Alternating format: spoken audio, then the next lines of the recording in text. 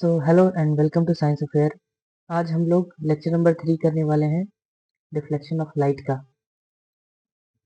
Plane mirror खत्म हो गया है। आज हम लोग स्फेरिकल मिरर स्टार्ट करेंगे और बेसिक सीखेंगे उसका।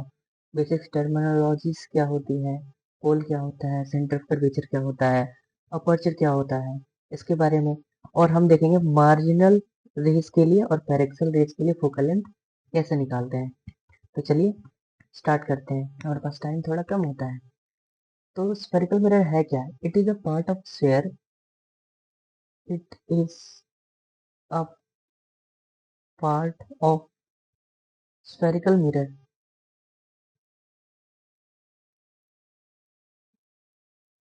स्फेरिकल मिरर का पार्ट होता है एक कॉनकेव और दूसरा कॉन्वेक्स मिरर। कॉनकेव मिरर किसे कहते हैं? जिसके अंदर रिफ्लेक्टिंग सरफेस होती है, मतलब रे इधर से आएगी, और कॉन्वेक्स मतलब रे ऐसे आएगी। कॉनकेव को कन्वर्जिंग भी कहते हैं, कन्वर्जिंग मिरर, और कॉन्वेक्स को डाइवर्जिंग मिरर भी कहते हैं।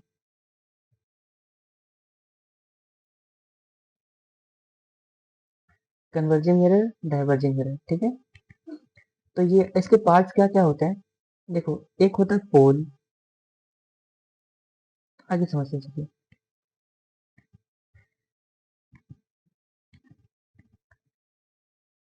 अब जिस स्फेयर का पार्ट है उसका सेंटर इस मिरर का सेंटर होता है। ये मिरर जिस स्फेयर का पार्ट था उसका सेंटर इस मिरर का भी सेंटर कहलाता है। और एम, ये अपर्चर है। जितना रिफ्लेक्टिंग सरफेस दिख रहा है उसे हम अपर्चर कहते हैं। सेंटर से पोल, अब पोल देखिए, अब पोल कहीं भी मान सकते हैं, यहाँ भी मान सकते हैं, यहाँ भी मान सकते हैं, लेकिन आइडियल एनसीईआरटी में जो माना है वो पोल एकदम बीच में माना है, मिड पॉइंट को। तो हम भी उसी को लेकर चलेंगे। तो सेंटर ऑफ कर्वेचर और पोल तक के डिस्टेंस को कहते हैं रेडियस ऑफ कर्वेचर, ठीक है। तो pole is a geometrical centre of mirror. Geometrical centre of mirror को पोल कहते हैं। प्रिंसिपल एक्सिस, प्रिंसिपल एक्सिस वो लाइन है, वो इमेजिनरी लाइन है जो सेंटर और पोल से होकर गुजरता है। दो पॉइंट से एक लाइन गुजर सकते हैं, ये है। फोकल लेंथ क्या होता है? अगर कोई रे पैरेलल आ रही प्रिंसिपल एक्सिस के तो फोकस को कट करके निकलेगी, और वहां से पोल तक के डिस्टेंस को फोकल लेंथ कहते हैं, ठीक है। तो चलिए नेक्स्ट एक एक करके सब कुछ देख लेते हैं। देखिए पोल, पोल क्या होता है? Geometrical centre, centre of curvature. Hollow sphere का जिस होलो स्फेयर का सेंटर जिसका मिरर पार्ट है, रेडियस कर्वेचर, डिस्टेंस है ये। Principal axis, straight line passing through pole and the centre of curvature. Focus, ये पॉइंट है ऑन द एक्सिस या फिर parallel rays converges in concave और appear to diverge from convex. वो point है जहां पे या तो कन्वर्ज करेगी या फिर ऐसे डाइवर्ज कर जाएगी और लगेगा कि वो फोकस को कर रही है। Parallel rays to principal axis. Focal length r/2 होता है for paraxial rays. Aperture, effective diameter of reflecting surface. तो हम लोग ड्रॉ करते हैं परपेंडिकुलर यहाँ पे। तो देख, ये एक सर्कल का पार्ट होता है, एक्चुअली में ऐसा कुछ सर्कल होता है। तो यहाँ से ये है रेडियस, ठीक है, ये भी तो रेडियस है। तो अगर यहाँ से कोई लाइट रे आ रही है, मान लेते हैं, थोड़ा बड़ा बनाते हैं इसे।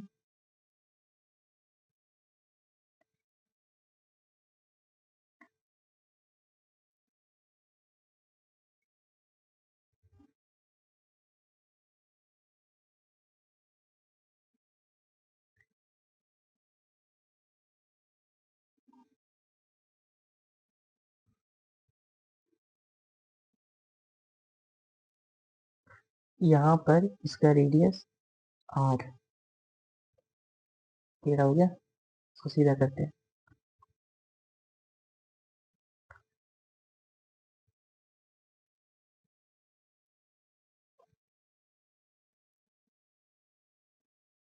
ये रेडियस आर, ठीक है।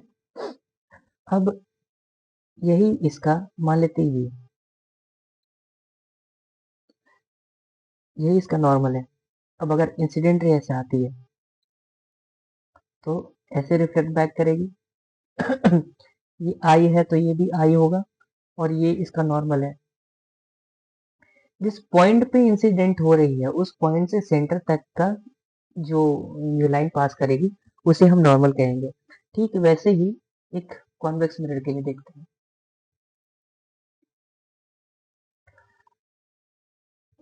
मान लेते हैं रे इधर से ऐसे आई, तो इस पॉइंट से एक सेंटर तक का ऐसे ऐसे लाइन बना लेंगे और उससे फिर ऐसे गुजार देंगे। तो ये आई तो ये भी आई, लॉज ऑफ रिफ्लेक्शन, ये आई तो ये भी आई। तो चलिए एक बार आप भी प्रैक्टिस कीजिए। ये 1 है, ये 2 है, जल्दी से इसको लिख लीजिए। वेट, ठीक है।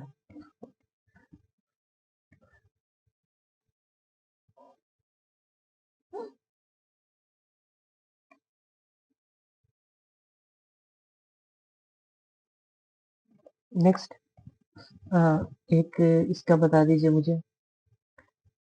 ये मिरर है और इसका इंसिडेंट रे ऐसे आया है। ये इसका प्रिंसिपल एक्सिस है, ये इसका रेडियस है। तो इसका हमें नॉर्मल बनाना है। ये आपका होमवर्क है, होमवर्क जरूर से कीजिए।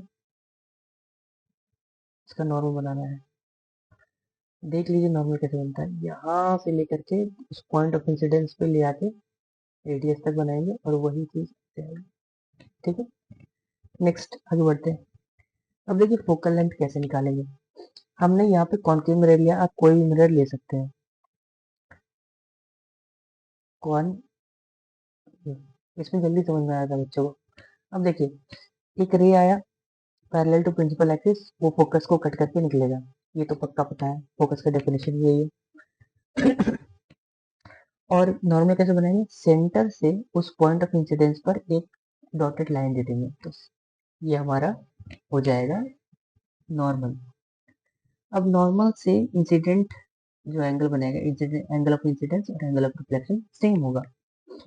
अब अगर ये और ये प्रिंसिपल एक्सिस दोनों पैरेलल है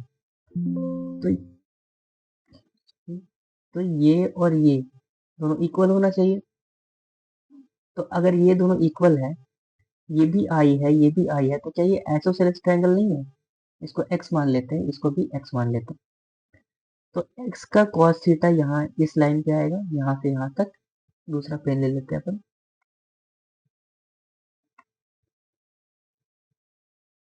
x cos थीटा, अरे यार,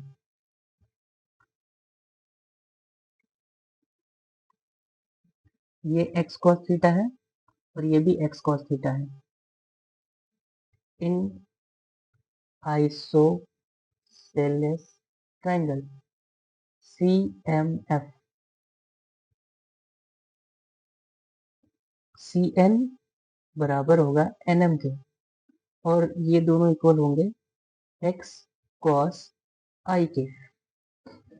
तो अब यहाँ से लेकर के m तक का डिस्टेंस r है, तो r को लिख सकते हैं 2x cos I, और x आ जाएगा यहाँ से r/2 cos I। तो x आ गया है r/2 cos I। अब यहाँ से लेकर के यहाँ टोटल ये रेडियस r है, और हमें ये निकालना है, और ये हमें भी निकालना है हमने इसको। तो f निकालने के लिए करेंगे r minus r/2 cos I। यही एक्चुअल फॉर्मूला है। बच्चों को r/2 बस हम लोग खुश करने के लिए बताते हैं, ये रियल फॉर्मूला है। अब देखो, एक होता है मार्जिनल रे, मतलब थीटा जो है या फिर आई जो है वो ग्रेटर होगा 30 डिग्री से।